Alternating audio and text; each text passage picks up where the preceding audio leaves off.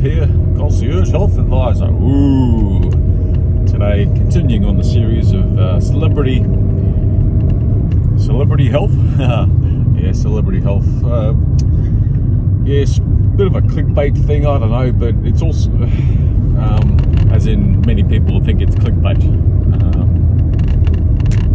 I'm trying to help out, and I'm using the name of celebrities to illustrate what we can do to help them out. And hey, I'm here as well to help these poor celebs out. These poor celebs are human like us, after all. We're more mere humans, but they're a bit more spectacular, quite talented. And today I'm covering Kathy Griffin. She's had, I'm not sure when, her cancer issue was. She had stage 1 lung cancer, and she's never smoked.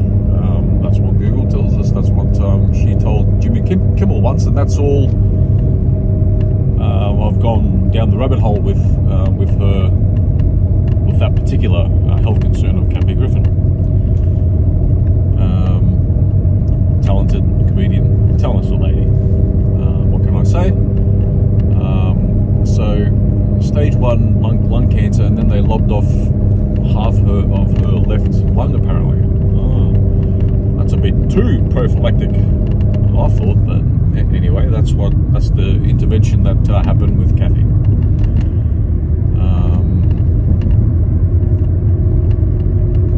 When someone gets cancer, that's only one factor going on. What's really going on, what's most likely, and what cancer is basically a signature, a marker of regular listeners and viewers of my stuff. Yes, you guessed it, for those regulars. Nutrient deficiencies, right? Yeah, it's complicated. It's complicated. It's your genes. It's toxins in your environment. It's chance. You just had those particular cells just sporadically just happen. They just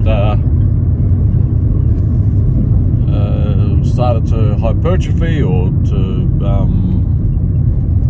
get some of the terms, some of the comments and one-liners that the mainstream healthcare complex uses to describe, this is why you got your cancer, like probably this, probably that. Well, I think they are stabbing in the dark. So with Kathy, let me tell you, I would have liked to know what Kathy Griffin's vitamin D level was, because I could tell you that it was under 40 nanograms per mil. And also, let me tell you, not just for Kathy, but for everyone else, if your vitamin D level is under 40, you got a chance of getting cancer. And if it's under 20, you got a greater chance. And if it's under 12, it's even greater. I don't want to say you're going to get it, but highly likely. So, and the FDA or the FDA equivalent, depending on what country you're in, the particular vitamin D level should be between 20 and 50 nanograms per mil. Apparently the FDA gets those figures based on bone density. It's designed to address bone density concerns, and it should be over 20 nanograms per mil to not have brittle bones. Yeah, okay. How about cancer, for God's sake? So, next time you get your vitamin D level, take note. If it's under 40 and you get cancer, that's why. And did you know that there has not been a cancer diagnosis, a new cancer diagnosis of anyone that's had a vitamin D level of over 40?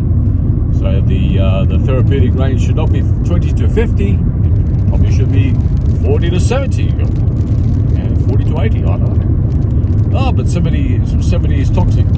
Really? No, guys. If you're 70, good on you. Like, since when has it been vitamin D being toxic? Also, the idea of vitamin D being at least 40 to avoid cancer, that's only like a marker. What's really going on? If your vitamin D level is over 40, it's most likely that you're less deficient in all the cofactors, the micronutrients that go along with vitamin D in the cell processes. Right? So with Kathy Griffin, I bet her vitamin D level would have been under 40, probably closer to 20, and based on her skin tone, it would have been way down there. Who knows? I don't know. Oh yeah, but Scottish people are always white. So yeah, there you go. The Scottish and the Swedes and those skin tones. Yes, they are quite much more paler in their skin tone, but it doesn't take much sun exposure to get their therapeutic dose of sun exposure. It's not only from the sun that we get our vitamin D level, so it's complicated. If you knew exactly the cofactors and what exactly is involved in vitamin D, all the other micronutrients working together, how they help out with all the other functions of the body and cell function and cell health, it would take actually literally decades, trillions of dollars and tens of thousands of scientists to work all this out, but there won't be any funding. And even these days, like some of the concepts that I advocate is based on a $25 million study in the 70s, and in today's academic cost structure, it'll probably be $1 billion study. So there's not many studies around that are $1 billion worth. So back in the 70s, 25 mil. That was a sizable grant, and because checking out micronutrients and how it can help us in our chronic health woes, it's not quite on the allopathic healthcare model, the mainstream healthcare model. Part of their narrative, their knowledge base, their I don't know which other words you can use, their towing the line narrative. What else? Anyway, you know what I'm getting at. So let me tell you, when someone gets cancer, I bet you there's other things going on. And with Kathy Griffin in that example, she didn't smoke, right? You can get lung cancer if you don't smoke. She's at this sort of age, she's 60, 62. At that sort of age, you would have had a lot of passive smoke, 20 years back especially. So there was some exposure to smoke at least, even though you didn't smoke directly. And it is possible to get lung cancer when you don't smoke. It is possible to get breast cancer for a guy as well. And all the cancers, including those two, and all of the ones that you can start to list in your mind, and by saying it, vitamin D. And I've challenged a registered nurse, a former fellow registered nurse,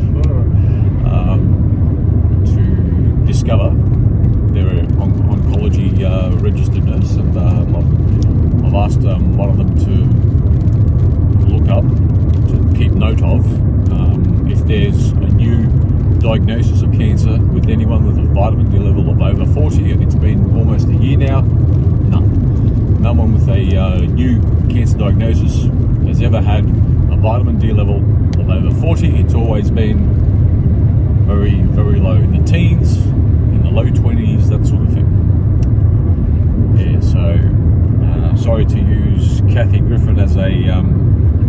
clickbait to discuss this, but that's one thing I wanted to bring up today. Get your vitamin D level up and you've got less chance of getting cancer. Hey? So,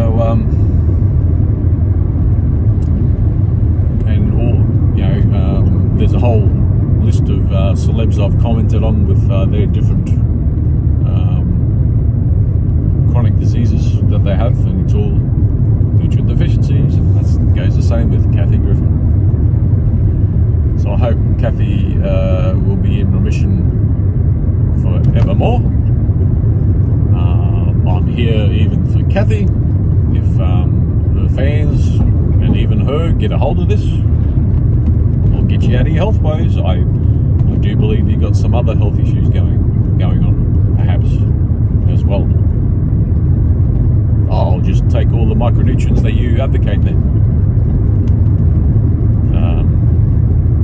That's why I have my concierge health advisor service, because it's very individual, it's very age specific, weight specific, condition specific, even lifestyle specific, because depending on where you live, what your social and family circle is, it makes it challenging with your diet.